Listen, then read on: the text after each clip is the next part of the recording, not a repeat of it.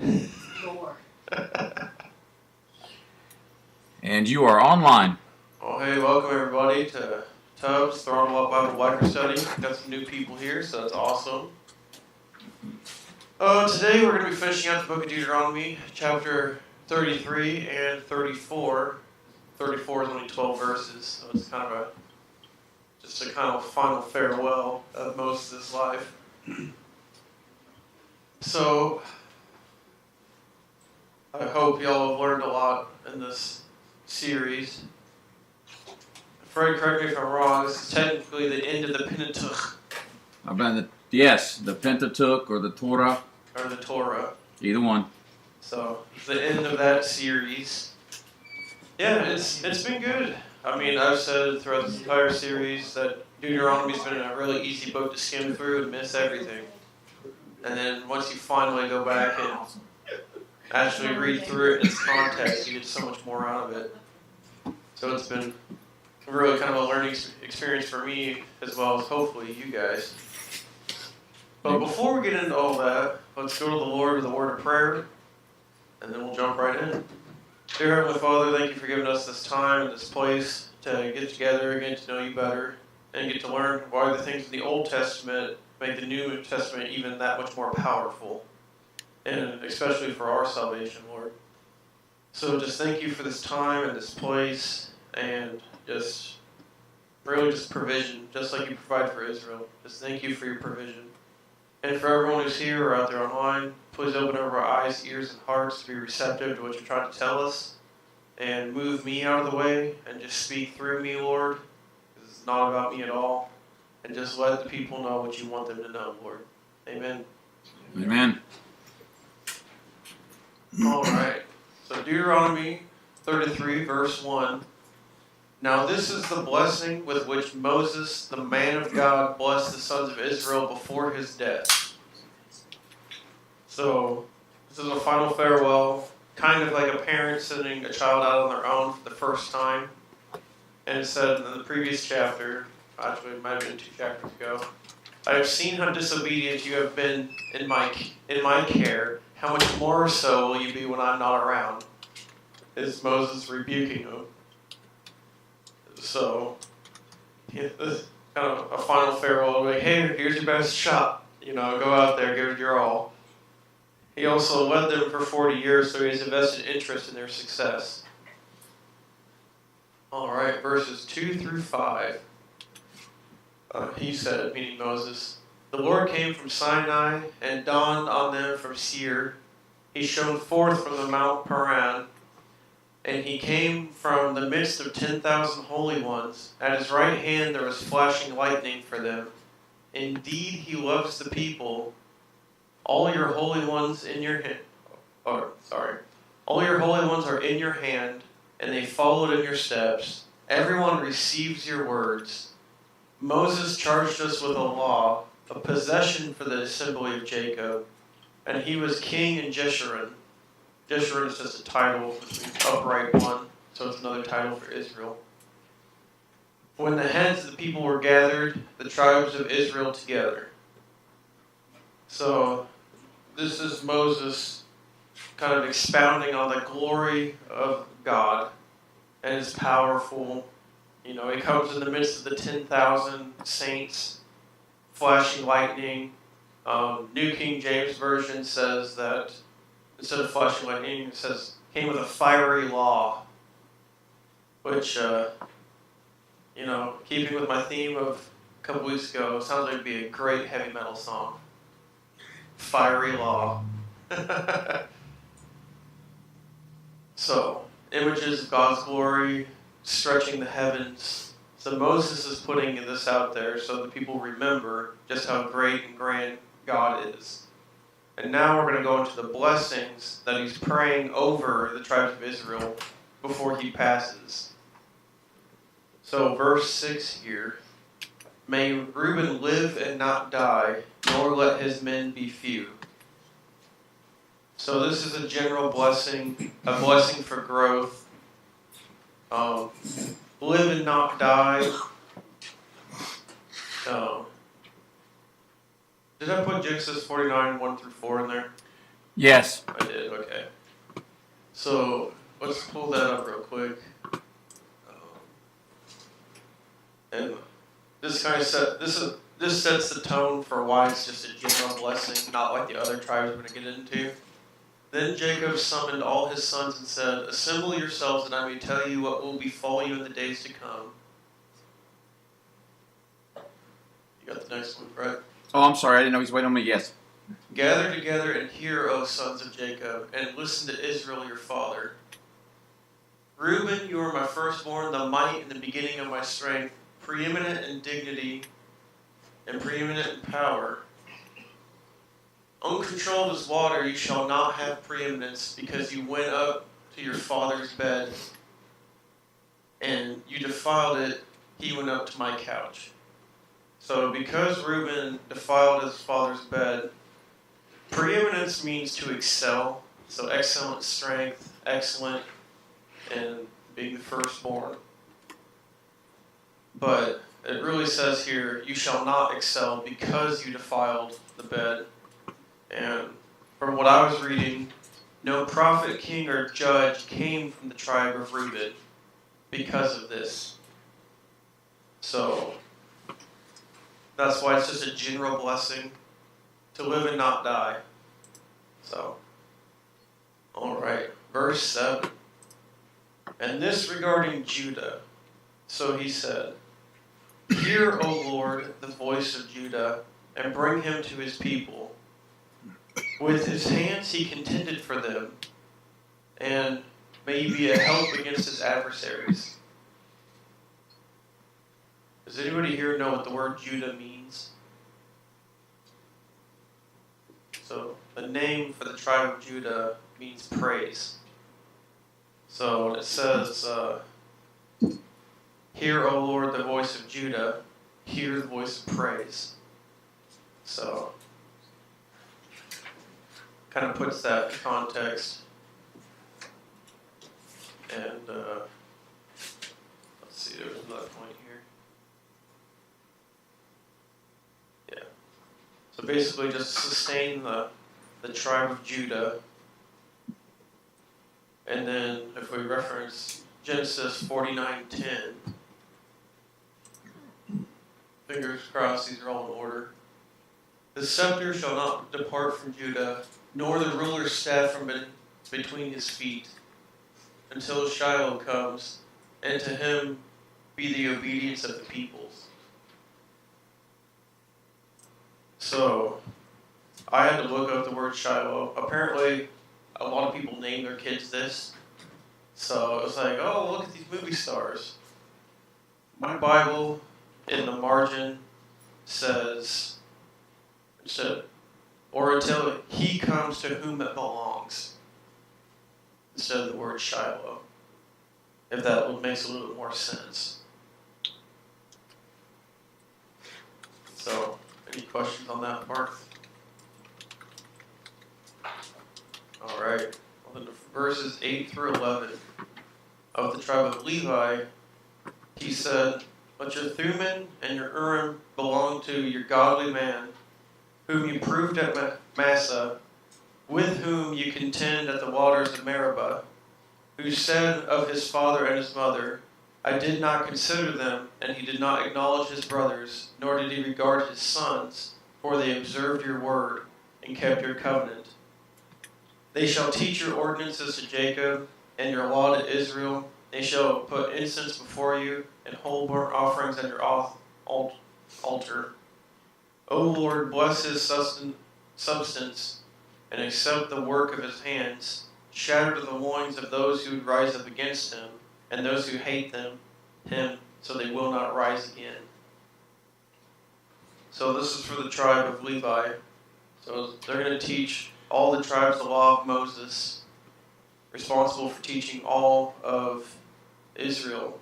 And if we reference Genesis 49:7,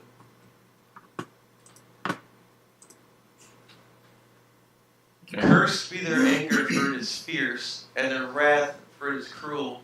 I will disperse them in Jacob, and scatter them in Israel."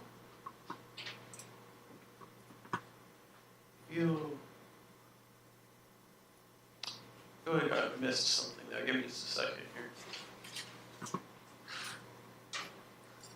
Sorry guys, I'm usually a little bit more organized, but I was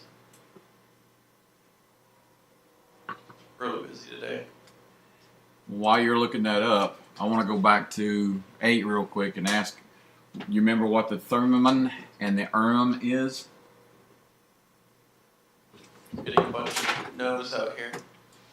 Okay, remember the robes that they had to wear? The Levi and his sons had to wear that very specific robe and the headdress, and then they had the 12 tribes of Israel on the stones, and then the 2 stones up above. Those 2 stones had 6 and 6 names of the tribes of Israel. That's the Urim and Thummim. Now, lore has it that they had the power when they cast lots. That's what they were casting. Now, there's no specific indication of that except where it says the casting of the Urim and the Thummim. So they think they're like God's will when these are put down. This is what's going to happen. So we learned that way back in Leviticus. Have to do them in order. You caught that, didn't you? I know you did. That's what I found what I missed. Okay. So I should have put in Genesis 49, 5 through 7, and let me clarify this real fast. Simeon and Levi are brothers. Their swords are implements of violence. Let my soul not enter their council. Let not my glory be united with their assembly. Because in their anger they slew men, and in their self-will they lamed oxen. Cursed be their anger, for it is fierce, and their wrath, for it is cruel. I will disperse them in Jacob, and scatter them in Israel. I tried to catch up, sorry. So for Simeon it was a curse, no mention of a blessing. But for Levi, it's the blessing of teaching, is what I meant to expound upon that thought there. Alright, any questions? Well, then we're going to move on to the favorite tribe probably here, Benji, or is it Reuben? Reuben's sandwich is first one, yeah. Yeah. Well, the Benjamin sandwich. Verse 12 here, of Benjamin he said, may the beloved of the Lord dwell in security by him, who shields him all the day and dwells between his shoulders. So, beloved, the Benjamite city becoming the center of the nation.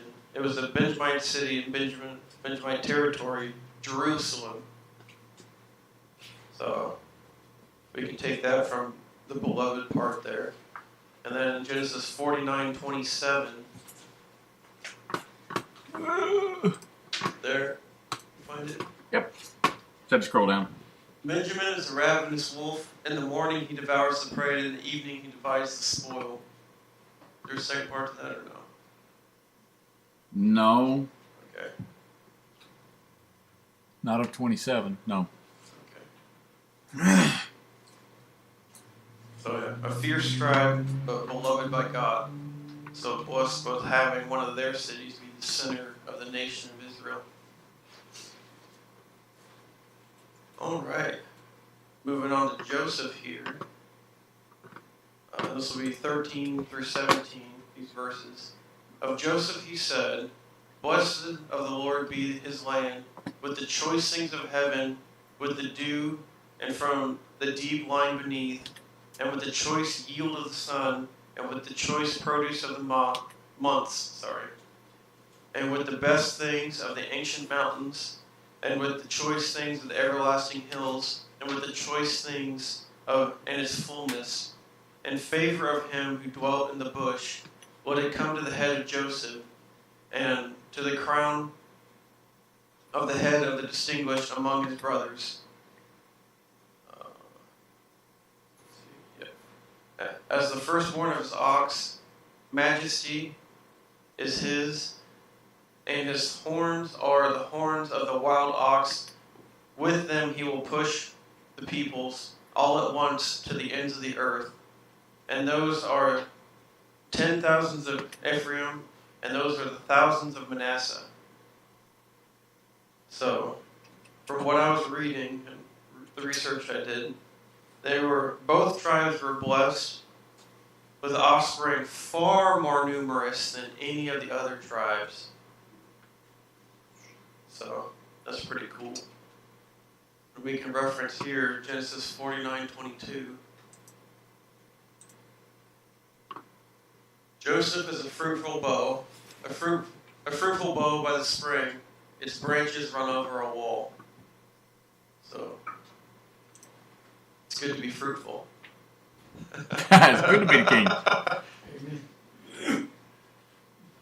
All right.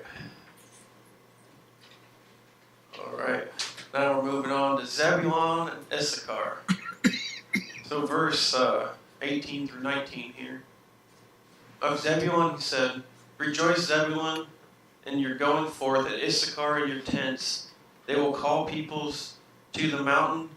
There they will offer righteous sacrifices, for they will draw of the abundance of the seas and hidden treasures of the sand."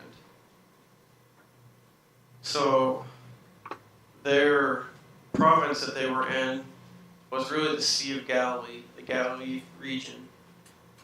And we can see this in Genesis 49:13. "Zebulun will dwell at the seashore, and he shall be a haven for ships, and his flank shall be towards Sidon, or Sidon." So, pretty good. And then 20 through 21, moving on to Gad. Gad. All right. Of Gad he said, "Blessed is the one who enlarges Gad. He lies down as a lion and tears the arm, also the crown of the head."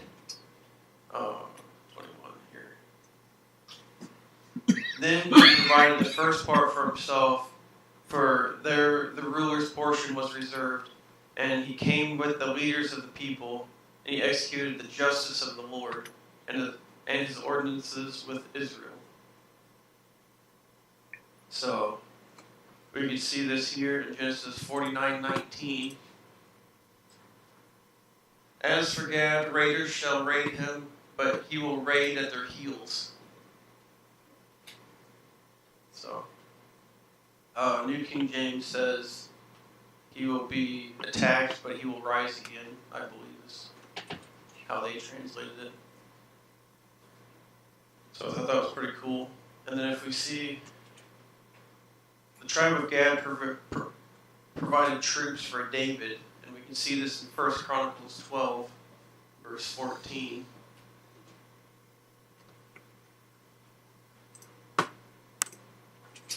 All right. "These are the sons of Gad, who were captains of the army. He who was the least was equal to 100, and the greatest to 1,000. New King James says, "The least was over 100, and the greatest was over 1,000. So, as far as them being captains. All right. Then there's trouble in paradise, friends. We're getting to the tribe of Dan. Dan. All right, verse 22. "Of Dan, he said, Dan is a lion's whelp that leaps forth from Bashan."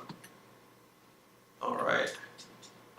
So first, let's hit Genesis 49:17.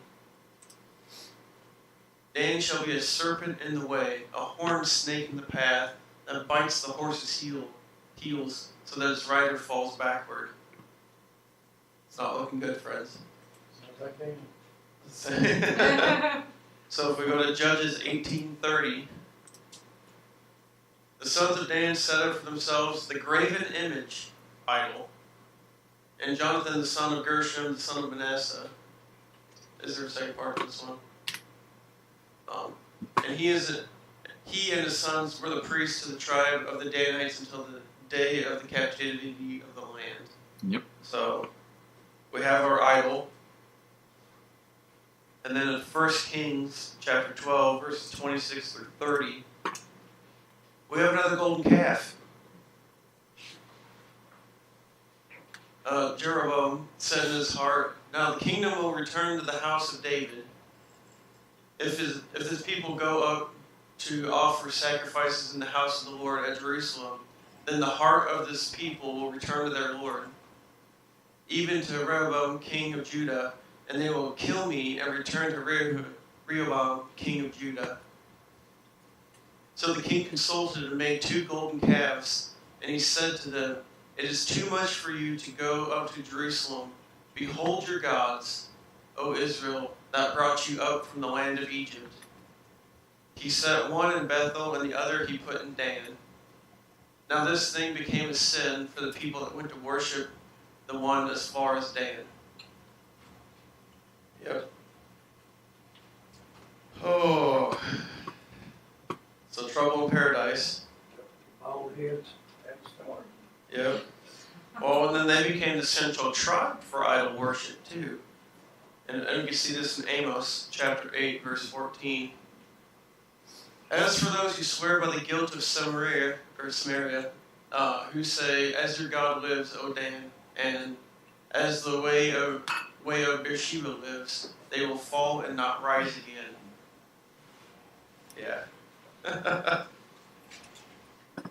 So now when it says here, let's see, where am I at? 22. "And leaps forth from Bashan." This is not just this is really prophecy about the tribe of Dan migrating. So their original land was in South Israel, but they migrate north. And Judges chapter 18 covers this. I didn't put it in there, we're not going to go through. Judges 18:30? No. Sorry. The entire chapter of Judges. Oh, sorry. So we're not going to go through that. But yeah, so this is Moses being like, well, here's your snake, it's going to move around a little bit. Any questions on that part? All right. Then moving on to verse 23 here. Of Naphtali he said, "O Naphtali, satisfied with favor and full of the blessing of the Lord, take possession of the sea and the south." So this tribe had a key portion of the land near the Sea of Galilee, where Jesus did most of his teaching and ministry. So saying full blessing, I mean, literally having Jesus in your midst would be the full blessing. So, and we can see this here in Genesis 49, verse 21. "Naphtali is the doe let loose. He gives beautiful words." So, Jesus, gives beautiful words.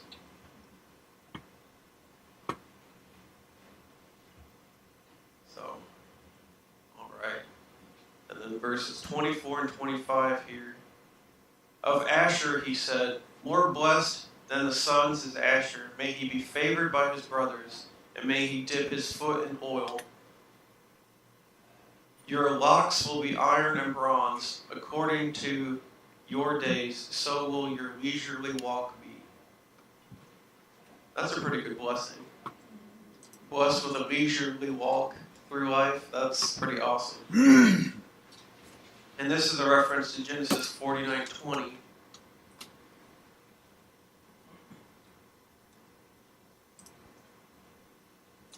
"As for Asher, his food shall be rich, and he will yield royal dainties." So, super blessed there. All right. Now moving on to verses 26 through 29, the end of the chapter. So, verse 26 here. "There is none like the God of Jeshurun, who rides the heavens to your help, and through the skies in his majesty. The eternal God is a dwelling place, and underneath are the everlasting arms, and he drove out the enemy from before you and said, 'Destroy.'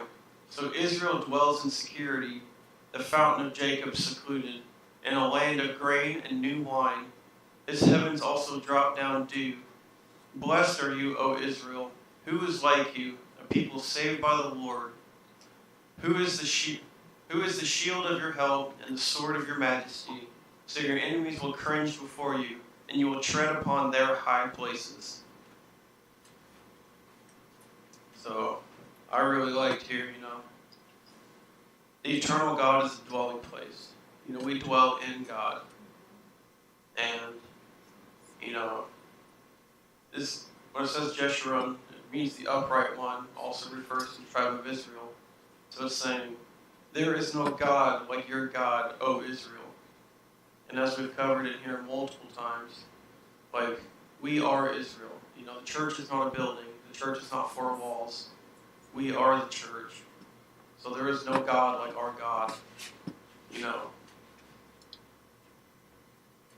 So, he shields us. He is our shield and our help, and he is the sword of majesty. So our enemies will fall before us. Like, this applies to us today, just as it applied for them back then. So we can take faith that there is really no one like God. And this kind of lays out even more attributes of how the Lord our God takes care of us. Rides through the heavens to our help, through the skies with majesty. So, what do you guys think about that? Mm-hmm. All right. Well, now that we've had all the blessings, it's time for Moses to die. Well, really the whole point of Moses going through these right now, right before he dies, is it's fulfillment of what has been promised. In Genesis 49, it's fulfillment of all those things. So as he's speaking it over them as a blessing, he's also talking more in a present tense. Like, this is happening. The days are now. So, it's an exciting thing when you can see in real time the Lord keeping his promises. All right. Well, then moving on to Deuteronomy 34, or as my Bible calls it, the death of Moses. All right, verses 1 through 3. Now Moses went up from the plains of Moab to Mount Nebo, on the top of Pisgah, which is opposite Jericho, and the Lord showed him all the land, Gilead as far as Dan, and all of Naphtali, and the land of Ephraim, and Manasseh, and all the land of Judah, as far as the western sea, and the Negev, and the plain in the valley of Jericho, the city of palm trees, as far as the Zor. So, again, Moses can't enter the promised land because he struck the rock twice. He chastised Israel when it really was called for, and he made it seem like it was God who needed him to bring forth the water, not God bringing forth the water out in the wilderness. But God. The grace of God allowed Moses to see the promised land even though he couldn't enter it. So he went up from the plains of Moab, Mount Nebo, a collection of mountains called Pisgah, which is now the modern nation of Jordan. And it must have been a super, super clear day for God to see, or God to let him see all this land right before he dies. And it also, the way this description is laid out, it's from east to west. So it's like a sweeping panorama of what Moses was able to see of the promised land, even though he couldn't go into it. So, kind of interesting there. Any questions on that part? No? See everyone out here in the audience writing notes. Like a printer. All right. Well, then verse 4 here. Then the Lord said to him, "This is the land which I swore to Abraham, Isaac, and Jacob, saying, I will give it to your descendants. I have let you see it with your eyes, but you shall not go over there."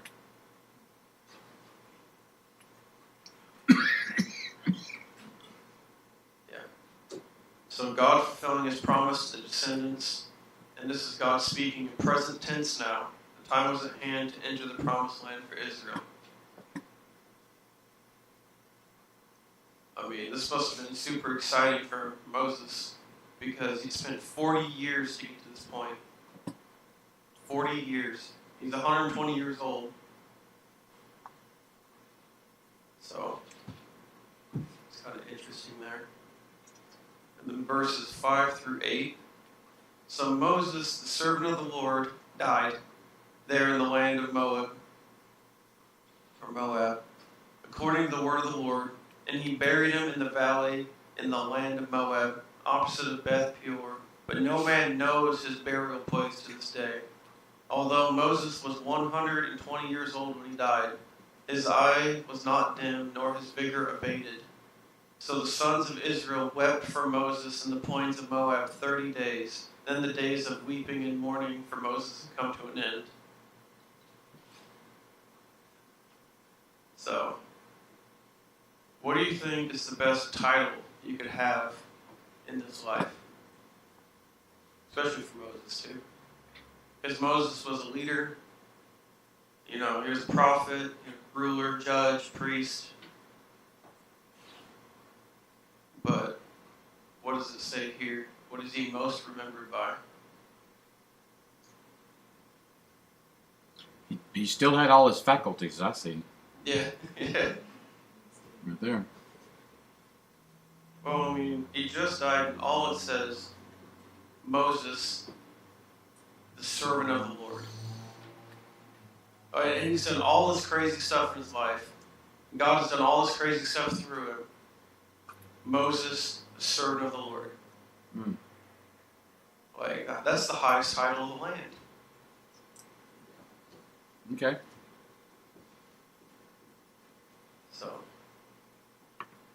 and it's also kind of notable here that the way this is written, it speaks as, unknown burial site, but it also speaks that the Lord buried Moses. Nobody knows where Moses was buried. And if you read it, and he buried him in the valley in the land of Moab.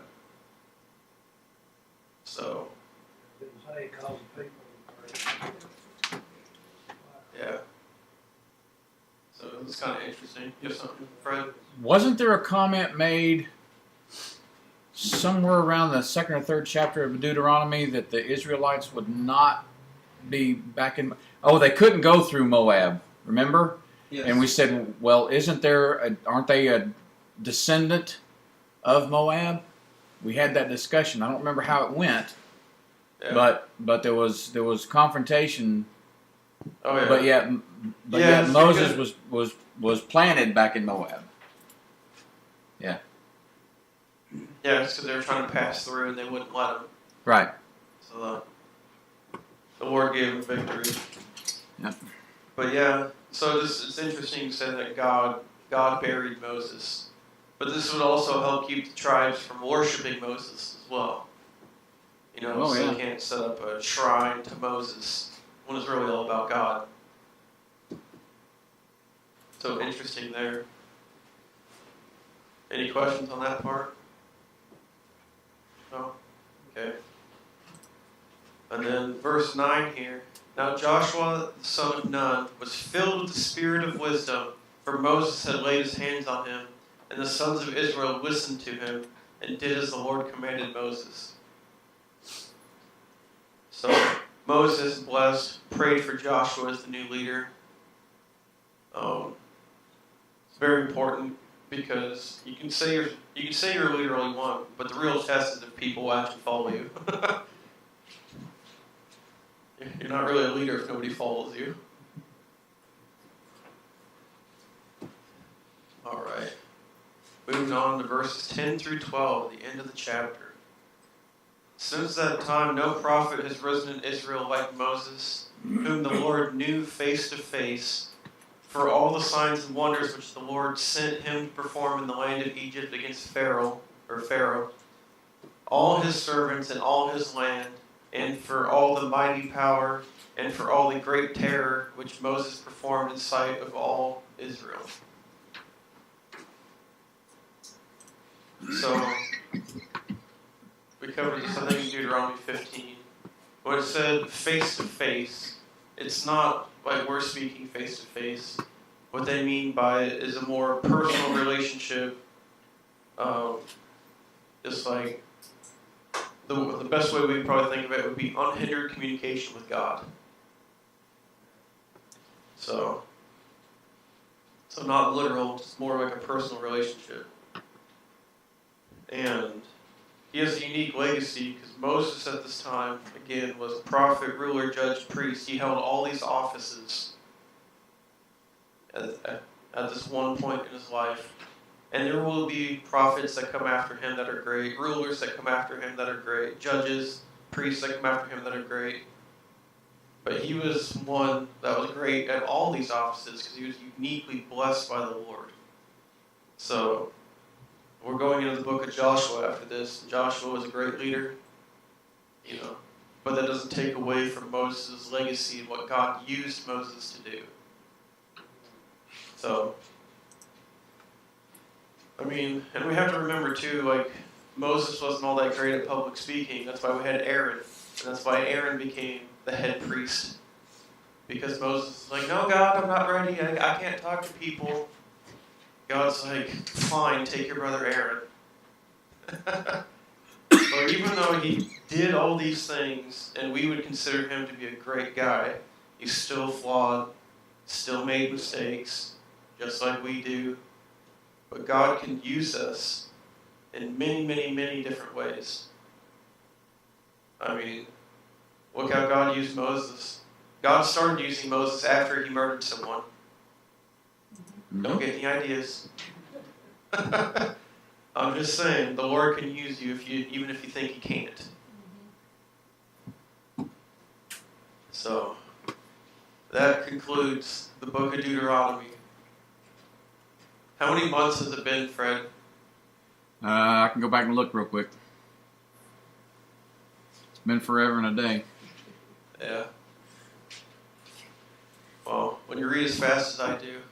Yeah. Well, we thank you for doing the book of Deuteronomy. You did a great job, buddy. That's all. It's all God. I just read the words and do a little research. So I do find it really helpful to put a lot of these things in context and tie things back to what was written before or what comes after. Really brings the book of Deuteronomy to life, I think, and helps it be a little bit more applicable than old people did old things, and this is how it used to be because they're old. But you'll run into churches who don't talk about the Old Testament ever. And you need to have the foundation of what came before for what comes after, because it makes what comes after so much more important. Otherwise, we'd all still be sacrificing lambs and goats.